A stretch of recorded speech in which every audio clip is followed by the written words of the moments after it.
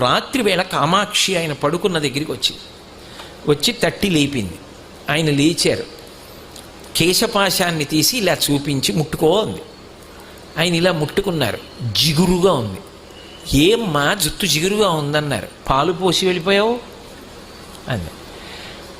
అమ్మా నీ గుడి పునర్నిర్మాణం చేయాలని తాపత్రయపడ్డానమ్మా అన్నారు.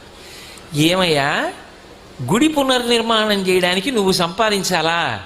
నన్ను అడిగితే నేను ఇవ్వను. దానికోసం నా జుట్టు ఇలా వదిలి వెళ్ళిపోయావా? చూడు పాలకంపు ఎంత సువాసనలు రావలసిన జుట్టునది. వెనక్కి వచ్చి అభిషేకం చెయ్యండి. రాత్రికి రాత్రి ఆయన బ్రిటిష్ ప్రభుత్వం వారిని అడిగారు తలుపులు తీయమని. తీశారు వాళ్ళు గౌరవం కొద్ది. వాళ్ళకి ఆ గౌరవం ఉండేది. తలుపులు తీస్తే వారు గబగబా వచ్చి కంచిలో అమ్మవారికి మళ్ళీ అభిషేకం పూర్తి చేశారు. ఆ తర్వాత ఎక్కడి నుంచి వచ్చిందో కాసుల వర్షం పడిపోయింది. ఆ దేవాలయం అంతా పునర్నిర్మాణం చేశారు.